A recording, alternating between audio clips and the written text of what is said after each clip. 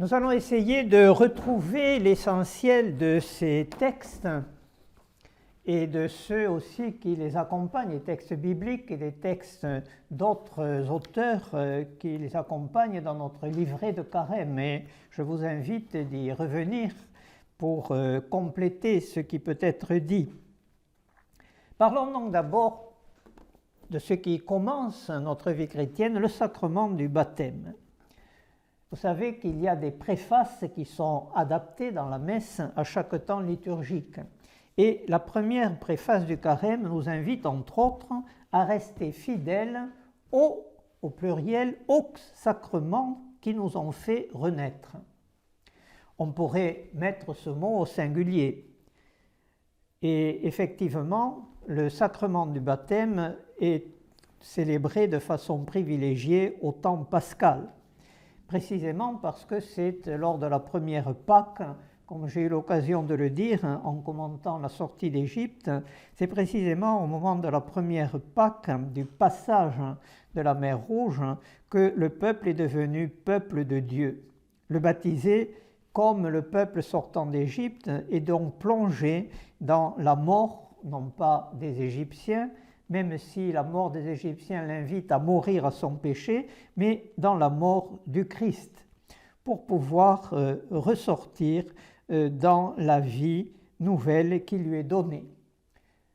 Lors des tout premiers temps de l'Égypte, et l'on retrouve cela dans la disposition que l'archéologie nous fait reconnaître des toutes premières églises chrétiennes, le baptême était célébré dans une petite piscine où le néophyte, c'est-à-dire la nouvelle plante, celui qui allait entrer dans le jardin de Dieu, dans le jardin de l'Église, était dépouillé de ses vêtements ordinaires pour montrer justement qu'il s'engageait à changer de vie. Il descendait dans cette piscine et il était plongé par 3 fois. C'est l'évêque surtout qui célébrait les baptêmes, car les communautés étaient beaucoup moins nombreuses que de notre temps. Et il ressortait de l'autre côté, homme ou femme nouvelle, et était revêtu d'un vêtement blanc qui marquait son entrée dans la lumière de Dieu.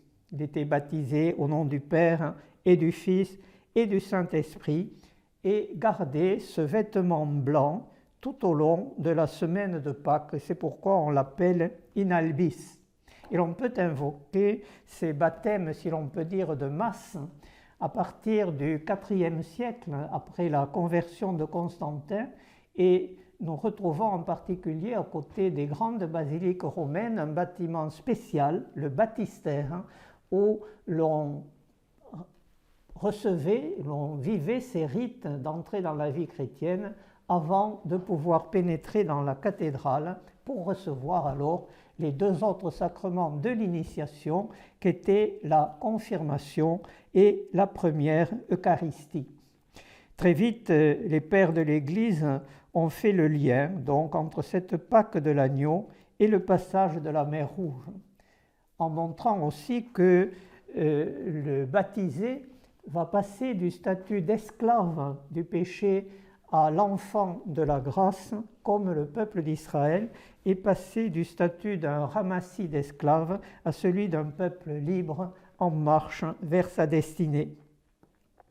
L'Égypte est donc symbole du péché qui poursuit le baptisé pour le faire revenir dans ces vieilles ombres du péché et compromettre sa progression dans la vie de la grâce. Une fois le baptême accompli, le péché est considéré comme englouti, enseveli, pour que le baptisé avance dans la vie en enfant de lumière, comme nous le disons d'ailleurs lors de la célébration du baptême, en donnant le cierge allumé au cierge pascal que les parrains et marraines reçoivent au nom de l'enfant. Cette renonciation aux ténèbres met en lumière l'un des effets du péché originel.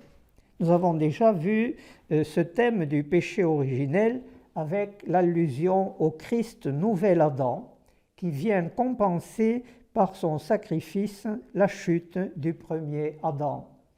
Le premier Adam est un esprit animal sorti de la terre et qui devient un être véritablement humain par le souffle de Dieu, tiré de la terre vierge, alors que le nouvel Adam, lui, vient du ciel et est tiré de la Vierge immaculée. Le baptisé et la baptisée demeurent donc toujours une personne libre de choisir le bien et le mal. Et parfois, à notre époque, on refuse aux enfants la possibilité d'être baptisé. Quand il sera grand, il ou elle choisira. Et j'ai eu l'occasion de faire à plusieurs reprises des baptêmes d'adolescents, de parents 68 ans, qui auraient bien voulu être baptisés tout petits pour bénéficier des grâces du baptême et que leurs parents, qui continuaient pourtant de pratiquer, n'ont pas voulu les faire baptiser pour soi-disant respecter leur liberté. Le baptisé reste libre, et j'allais presque dire hélas. Et nous faisons tous l'expérience de nos vieilles Égyptes qui nous courent après pour nous faire revenir en arrière. Ce qui montre bien que le baptême n'est pas une marque au fer rouge qui anéantirait notre liberté. Mais au contraire, l'effet du baptême qui remet le péché originel, c'est-à-dire cette folie de l'homme qui veut tout essayer, tout tenter sans réfléchir aux conséquences de ses actes. Et précisément le baptême et surtout bien sûr la confirmation avec les 7 dons de l'esprit vont nous donner cette intelligence, cette sagesse, cette force, ce discernement qui va nous permettre, malgré les tentations, d'être forts devant le péché. C'est donc la sagesse de l'Esprit Saint qui est donnée aux baptisés, comme une sorte d'instinct pour ne plus céder à la convoitise de dévorer tous les arbres du jardin, avec le risque de supprimer le jardin. Et le péché originel a aussi, pour notre époque où nous dépassons chaque année, le seuil du dépassement des ressources, précisément, je crois que nous en sommes au mois de mai en 2021, nous avons déjà consommé tout ce que nous aurions dû réserver jusqu'au 31 décembre. Donc cette consommation excessive des arbres, symbolisée donc dans le récit du péché originel, est aussi une invitation à respecter la nature qui nous est donnée, pour ne pas en faire une poubelle pour nos descendants et pour entrer avec elle dans un dialogue, car l'homme n'est pas le destructeur de la planète, mais le jardinier de la planète. Le baptisé va donc être aidé, bien sûr, par l'Esprit Saint qu'il reçoit, mais également, et les sacrements nous montrent qu'ils ont besoin pour véritablement être efficaces, de la collaboration de la liberté humaine.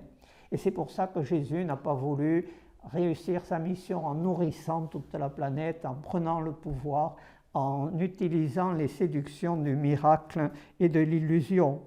Mais il compte sur la collaboration du baptisé, et le baptisé compte lui-même sur les sacrements, bien sûr, qu'il va recevoir, Eucharistie, confirmation, réconciliation, les sacrements qui accompagnent la vie, dernier sacrement, l'onction des malades, le mariage, l'ordination, mais sa propre vie de prière et d'effort dans la pratique des vertus.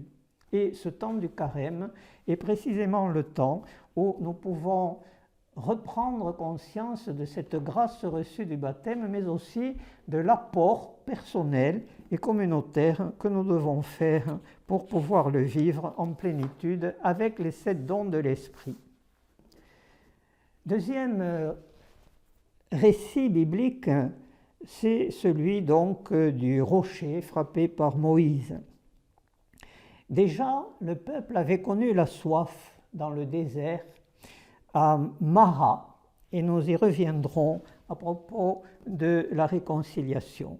Mais ici, donc, à Massa et Mériba, nous savons déjà que Moïse avait frappé, hélas par 2 fois, le rocher pour en faire jaillir l'eau nécessaire à abreuver le peuple et ses troupeaux, mais ce qui est particulièrement saisissant, c'est la suite de ce récit.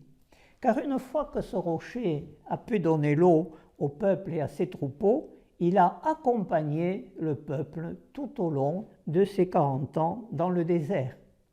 Et les pères de l'Église ont vu là le signe que la source du baptême ne s'arrête jamais. C'est une source toujours jaillissante qui accompagne le baptisé tout au long de sa vie.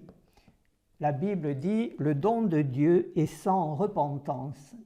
Le don que Dieu fait de lui-même, son Esprit Saint au baptême, n'est jamais repris. Et nous connaissons tous, spécialement les prêtres, qui confessent ces reprises de vie chrétienne particulièrement émouvantes de personnes qui viennent se confesser souvent au temps de Pâques et qui ne se sont pas confessées à 80 ans depuis leur mariage ou leur première communion.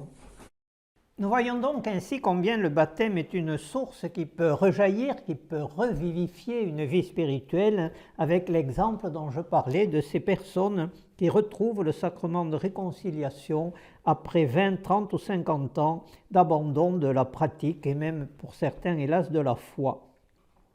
L'Église n'a donc jamais hésité à baptiser les petits-enfants, sachant que le baptême ne va pas aliéner leur liberté, mais au contraire l'exalter, la remettre d'aplomb pour pour que cette personne baptisée puisse choisir le bien et rejeter le mal.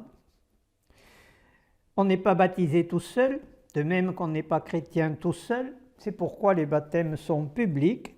Et le ministre ordonné, prêtre ou diacre qui célèbre le sacrement et les personnes qui entourent le baptisé représentent toute la communauté. Car on devient chrétien par le baptême pour recevoir bien sûr l'adoption divine, pour devenir pour Dieu comme le Christ, mais aussi pour rentrer dans la grande famille des chrétiens. Et vous le savez, le baptême donne aux baptisés une triple mission, celle d'être prêtre, prophète et roi. Prêtre, c'est-à-dire, et l'on rejoint cette notion de jardinier de la création, de celui qui est chargé du care, du soin de la terre bien sûr des humains, mais aussi de la terre, des plantes, des matériaux divers, des animaux, de tout ce qui a été comme l'homme créé par la parole. Et le baptisé est roi de la création lorsque précisément il accomplit sa mission de permettre à toutes les autres créatures non seulement d'être à son service, mais aussi de parvenir à leur plein épanouissement. Prophète, le baptisé est chargé de porter la parole de Dieu autour de lui. Et prêtre, le baptisé est chargé d'offrir toute sa vie et toute la création réussie selon le dessein de Dieu comme une louange à notre Seigneur. Enfin, le Concile Vatican II a bien remis en lumière l'importance du baptême comme sacrement primordial.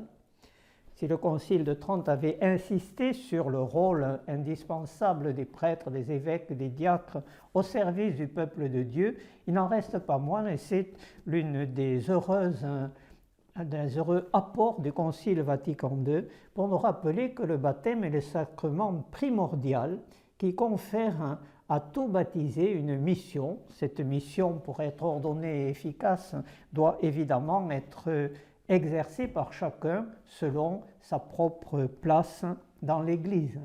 Et les ministres ordonnés sont eux aussi des baptisés, en quelque sorte égaux en dignité. Les baptisés, ordonnés ou non, sont tous égaux en dignité, et la hiérarchie n'est pas une hiérarchie de domination ni de supériorité, mais une hiérarchie de service. Passons au sacrement de l'Eucharistie. Nous avons donc déjà signalé à quel point, avant de sortir d'Égypte, le peuple d'Israël a témoigné d'une grande foi en célébrant liturgiquement, en remerciement à Dieu, une libération qu'il n'avait pas encore touchée du doigt.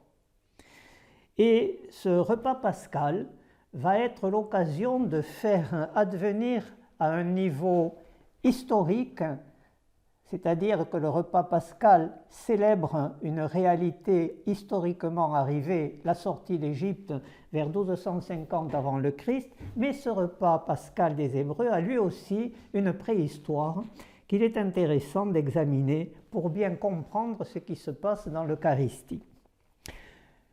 Deux sources sociologiques vont composer le peuple d'Israël, des nomades et des sédentaires. Et depuis les temps préhistoriques, ces deux catégories de l'humanité avaient des coutumes pour protéger leur vie. Les nomades, au moment de l'agnelage ou au moment où les chèvres mettent bas, vont avoir un rite pour protéger le troupeau, non pas du Covid, mais des épizooties qui peuvent, en anéantissant le troupeau, anéantir aussi le groupe humain qui tire de ce troupeau sa subsistance. Et donc, lorsque l'agneau ou le chevreau naissait, eh bien, on prenait un mâle âgé d'1 an et on en oignait le pilier central de la tente pour éloigner les malheurs du troupeau. Quant à eux, les sédentaires qui cultivaient déjà les céréales avaient aussi, au moment de la nouvelle récolte, l'usage de composer une galette qui donc n'avait pas encore fermenté, puisque c'était la première farine, qu'il n'y avait que la farine et l'eau, et l'on offrait cette galette toute neuve à la divinité pour que la divinité protège les récoltes et que là aussi le groupe humain puisse continuer de survivre. Et nous trouvons dans le rituel du repas pascal des pains sans levain et l'agneau. Ainsi, ces coutumes ancestrales vont être assumées dans la longue histoire du peuple de Dieu. Elles vont passer de rites un petit peu idolâtriques, superstitieux, à une véritable prière, non pas à une divinité quelconque, mais dans le repas pascal, à recevoir en plus non seulement l'idée que la divinité protège nos sources de vie, mais que la divinité s'est engagée à nos côtés pour nous faire passer de l'esclavage à la liberté, comme le peuple d'Israël. Quand donc vous vivrez une messe, eh bien vous penserez à l'agneau pascal, et vous penserez aussi aux sédentaires et aux nomades. Et d'ailleurs, dans le rituel du repas juif, du repas pascal, cette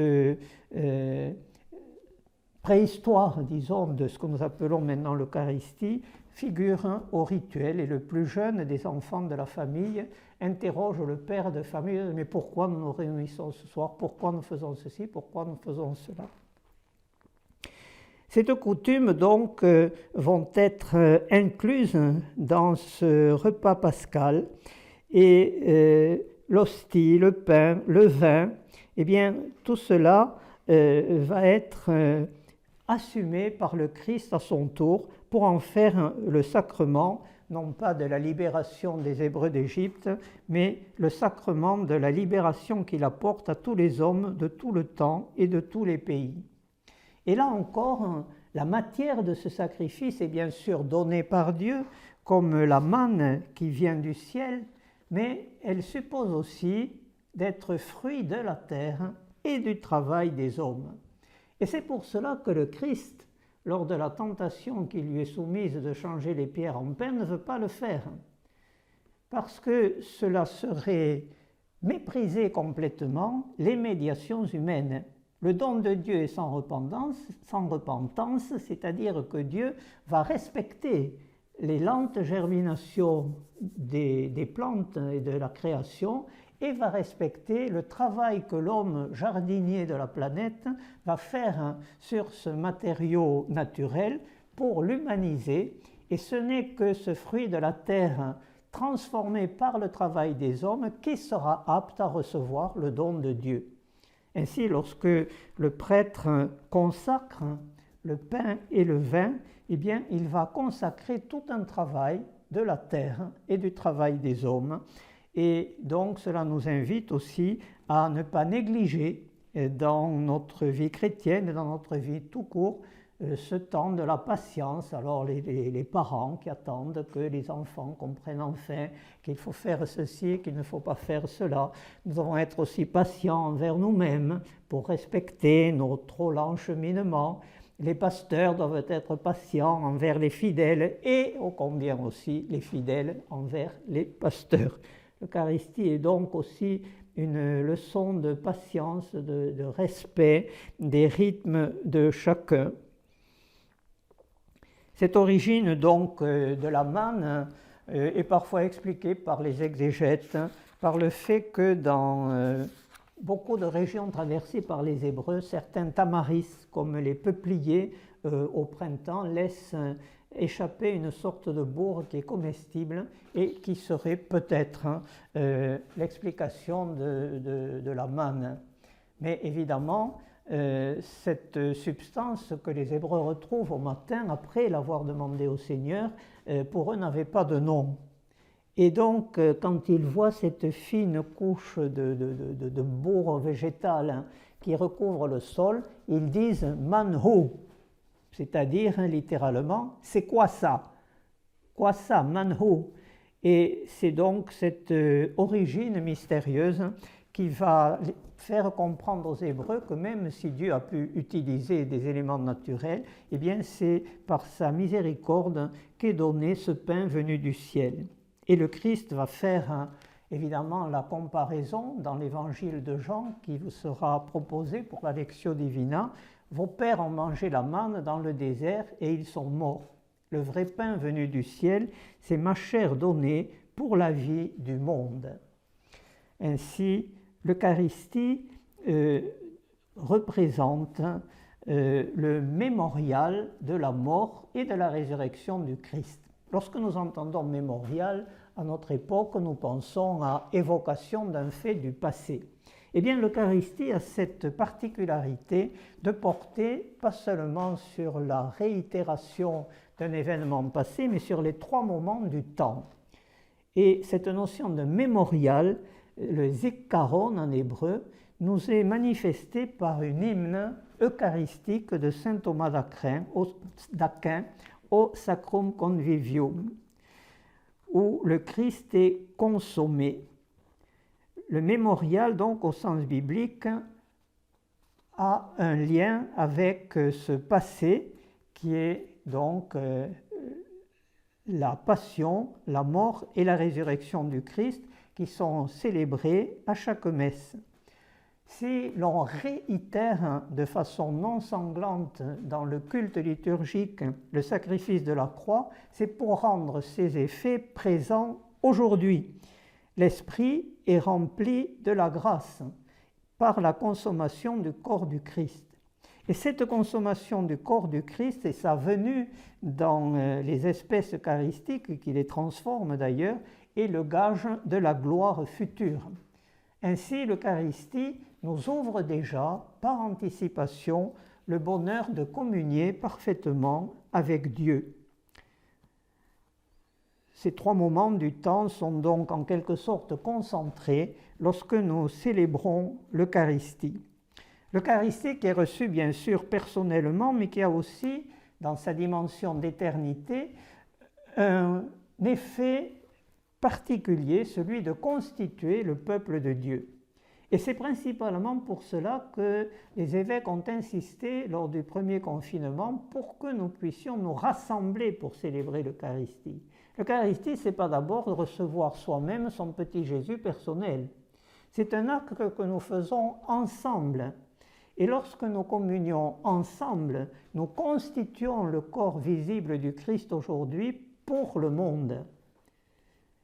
Et lorsque nous communions personnellement dans cet acte communautaire au corps du Christ, nous communions les uns aux autres. Et c'est pourquoi nous nous donnons, avant de communier, le baiser de paix. Car si nous constituons un seul corps, pour que ce corps fonctionne, il faut que ces cellules soient compatibles les unes avec les autres. Et donc nous ne pouvons pas véritablement vivre l'Eucharistie si nous ne laissons pas tomber nos divisions. Nos différences sont légitimes et l'on a pu dire que la communauté eucharistique était une communauté en tension, ou des personnes qui peuvent s'opposer dans la vie hors de l'Eucharistie, eh bien, mettent leurs différences un peu en second plan pour constituer ensemble le corps du Christ pour que le monde ait la vie. Cette dimension communautaire donc, de l'Eucharistie est essentielle. Venons-en enfin au troisième et dernier des sacrements de notre carême, la guérison, le sacrement de réconciliation. L'épisode biblique qui va être le support, le prétexte de mettre en lumière ce sacrement, c'est celui du serpent d'airain dont nous avons abondamment parlé, avec donc ce mât au sommet duquel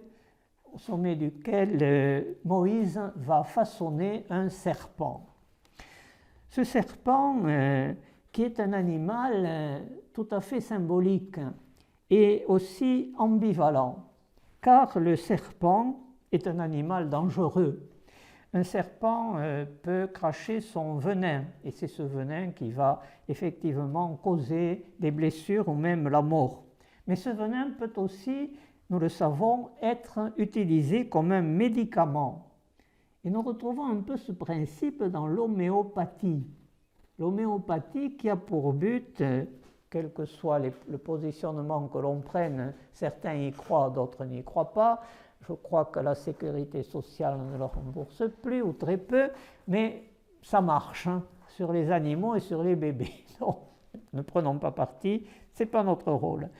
Pour dire que cette idée fondamentale de traiter le mal par le mal, eh bien, ce n'est pas quelque chose de complètement absurde. Et beaucoup de substances toxiques à une dilution ou une quantité voulue peut avoir des effets bénéfiques.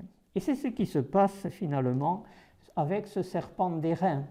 Lorsque l'Israélite mordu prend conscience du mal qui lui a été fait par cette morsure, lorsqu'il regarde ce serpent d'airain, eh bien, en quelque sorte, il va pratiquer par la foi une démarche spirituelle qui va permettre à Dieu de le guérir lorsqu'il a pris conscience de sa morsure. De même que nous ne pouvons guérir du péché que lorsque nous en avons pris conscience, et lorsque cette conscience du péché que nous avons fait va sortir de nous comme un venin et va être dite à l'autre baptisé, ordonné, c'est-à-dire qui a reçu un sacrement pour être habilité à être l'écoute de Dieu, à être la réponse de Dieu en nous donnant le pardon. Nous allons développer un petit peu cela. Alors pourquoi le serpent? Bon, à cause de cette ambiguïté, et aussi parce que dans la mythologie égyptienne, le serpent Apopi est le symbole de ces forces négatives qui veulent que la création échoue. C'est lui qui essaie d'avaler le soleil lorsque la déesse Nout va lui donner naissance chaque matin. Et donc on va retrouver le serpent comme symbole négatif, en particulier du tentateur, donc dans le jardin de la Genèse. Le sacrement de la réconciliation nous montre donc une transformation étonnante. C'est le mal que nous avons commis, reconnu comme péché, qui va être repris par notre parole. Et pas seulement une parole qui reste à l'intérieur de nous. Nous savons que quand nous avons une blessure qui s'envenime, il faut faire sortir le pus. Comme on dit vulgairement, il faut que ça sorte.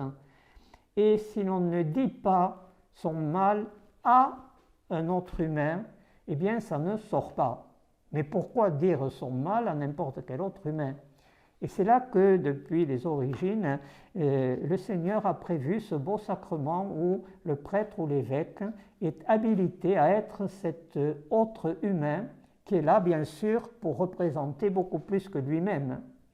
L'autre humain ordonné pour cela va recevoir l'aveu de notre faute, il va l'écouter et il va nous répondre en retour en nous donnant l'absolution, c'est-à-dire la garantie que nous sommes pardonnés.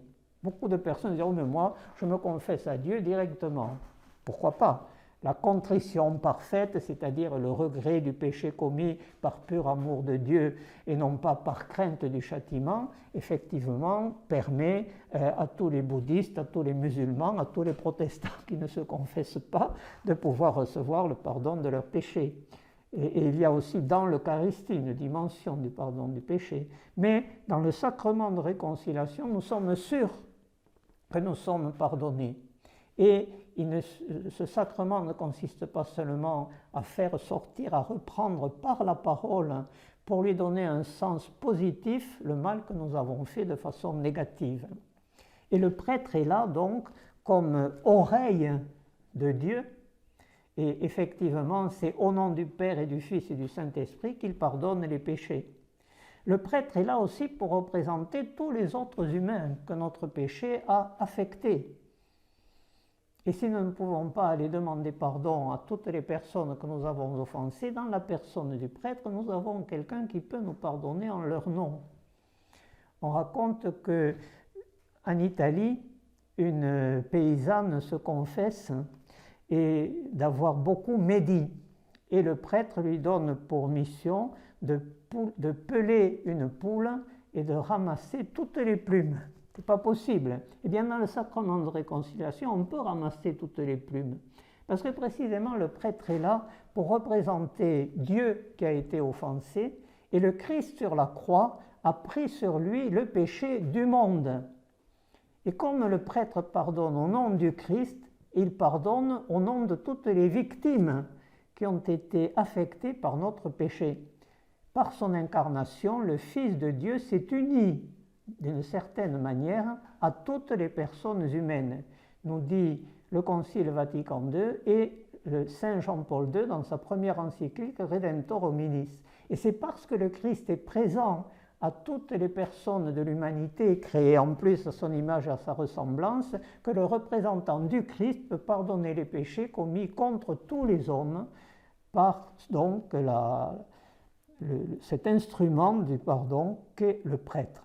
Et notre péché, bien sûr, affecte aussi l'Église. Et le prêtre est là pour représenter l'Église qui a été diminuée dans son tonus spirituel par ce péché.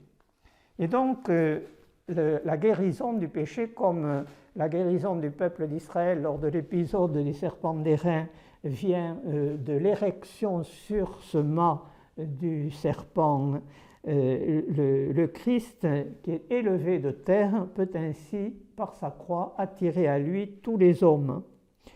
Et cette croix du Seigneur porte donc celui qui prend sur lui les péchés du monde pour l'enlever. Et cette croix a tellement d'importance que dans le credo, elle intervient tout de suite. Par l'Esprit Saint, il a pris chair de la Vierge Marie, et puis on attendrait, il a été enfant, il a grandi, il a fait des miracles, il a enseigné. Non, tout de suite après, c'est fait homme, et puis pof, crucifié pour nous sous Ponce Pilate. Comme si finalement l'acte de la croix résumait la vie, la mort, les miracles, les enseignements du Christ. Ainsi, c'est par la croix du Christ que nous pouvons recevoir ce pardon, comme le Christ comme un divin paratonnerre qui vient non seulement nous pardonner nos péchés, mais nous appeler aussi, non pas à la culpabilité, car la culpabilité ne sert à rien. Elle enferme dans l'univers morbide de la faute. Le sacrement de réconciliation nous invite à la responsabilité. Et c'est pourquoi, au terme de l'aveu et de l'absolution, le prêtre nous conseille une pénitence, qui peut être une prière, mais aussi une réparation. Alors bien sûr, souvent nous nous confessons un peu toujours des mêmes fautes, nous avons l'impression de toujours retomber dans les mêmes ornières. Eh bien, effectivement, on ne peut pas forcément traiter un mal aussi incarné en nous directement.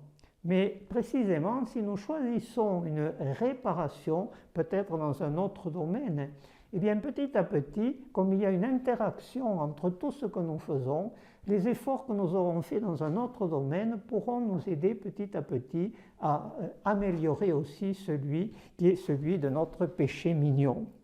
C'est donc un sacrement où nous recevons, nous confessons d'abord l'amour de Dieu et sa miséricorde, mais aussi un sacrement qui nous responsabilise et un sacrement qui est celui de la croissance spirituelle. Que Dieu notre Père vous montre sa miséricorde, et c'est ce qui est premier. Par la mort et la résurrection du Christ, il a réconcilié le monde avec lui et il nous a envoyé l'Esprit Saint pour la rémission des péchés. Par le ministère de l'Église, qu'il vous accorde le pardon et la paix.